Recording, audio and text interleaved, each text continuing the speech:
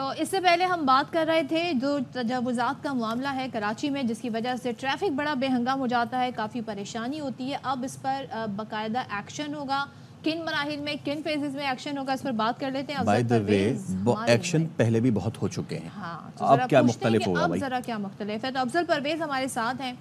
افضل ذرا بتا دیں کہ اب کیا مختلف ہے۔ پہلا سوال تو یہی ہے کہ جو تجاوزات کے خلاف آپریشن ہونے جا رہا ہے کب سے ہونے جا رہا ہے، کن مراحل میں ہوگا؟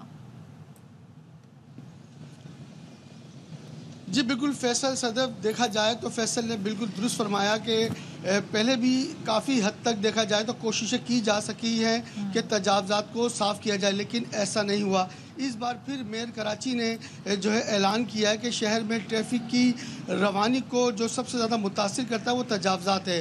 یہ ماضی میں بھی آپریشن کیے گئے، یہ نمائشی آپریشن ہوتے ہیں، یہ سب سے بڑا مافیا اب جو پہلے صدر اس کا گڑھ کہلاتا تھا، لیکن اب یہ پورے شہر میں پھیل چکا ہے۔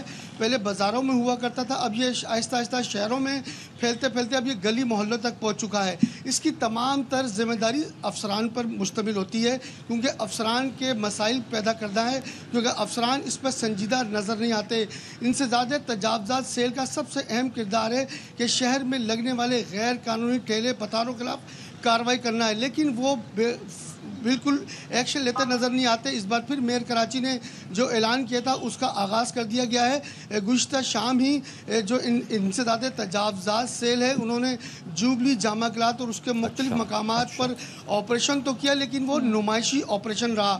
ابھی بھی جو ہے شہر کے مختلف علاقوں میں بڑے پیمانے پر تجاوزات قائم ہیں۔ جس طرح میں ابھی مین صدر پہ موجود ہوں، جہاں میرے پس منظر میں آپ دیکھ سکتے ہیں یہ پتھارے نہیں ہیں، دکانوں کی شکل اختیار کر چکے ہیں۔ رات کو بے خوف ہو کر وہ بند کر کے جاتے ہیں، چوکیداری نظام ہے، اور اس کے بعد باقاعدہ طور پر آ کے کھولتے ہیں۔ اگر یہ مسلسل سلسلہ چلتا رہا تو ٹریفک کی روانی تو بہت زیادہ متاثر رہتی ہے۔ ضلع ساؤتھ کے علاقے میں خاص کر صدر کے مختلف افضل یہ تو آپ صدر کا علاقہ بتا رہے ہیں، یہ تو گڑھ ہے اس چیز کا۔ کراچی کے دیگر شہروں علاقوں میں بھی ایسا ہے۔ آپ کو یاد ہوگا 2 سال پہلے جو ان علاقوں میں دکان اور ان کے جو شیڈز تھے جو آگے تھے ان کو تو گرا دیا گیا تھا، لیکن یہ جو پتھارے ہیں کبھی ان کو ہٹا دیا جاتا ہے، یہ سینٹ جوزفس کالج کے پاس والی پٹی وہاں بھاگ کے چلے جاتے ہیں، پھر ان کو وہاں سے ہٹایا جاتا ہے، یہ پھر آگے بھاگ کے آ جاتے ہیں، تو یہ round and round up and down ہوتے رہتے ہیں۔ باضابطہ کارروائی کہ جس میں نمائشی نہ ہو، آ جائے 6-8 ٹھیلے اٹھائے اور چلے گئے اور پھر واپس آ گئے، یہ کب ہم دیکھیں گے؟ اس پہ حکام کتنے سیریس ہیں؟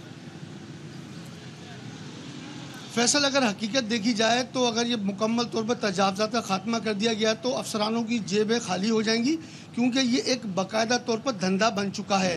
کیونکہ دیکھا جائے تو KMC فی ٹھیلا 300 روپے لیتی ہے، ٹاؤن انتظامیہ 200 روپے، اور اس کے ساتھ دیکھا جائے تو پولیس جو ہے 100 روپے وصول کرتی ہے۔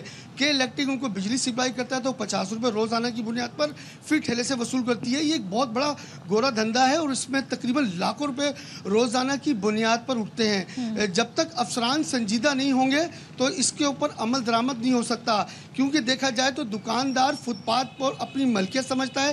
پیدل چلنے سے جو شہری پیدل چلتے ہیں اس پر جو ہے شہریوں جو دکاندار انہوں نے قبضہ کر لیا ہے۔ سروس روڈ ہے وہاں پتھارا مافیا بیٹھی ہے، گرین بیلٹ ہے وہاں پتھارا مافیا بیٹھی ہے، جو بڑے بڑے روڈ ہوتے ہیں وہاں باقاعدہ طور پر نشاندہی ہوتی ہے، آہستہ آہستہ 2-3 پتھارے آتے ہیں، اس کے بعد اس پر بازار لگ جاتا ہے۔ اس طرح وہ ہزاروں کی تعداد میں وہ شامل ہو جاتے ہیں۔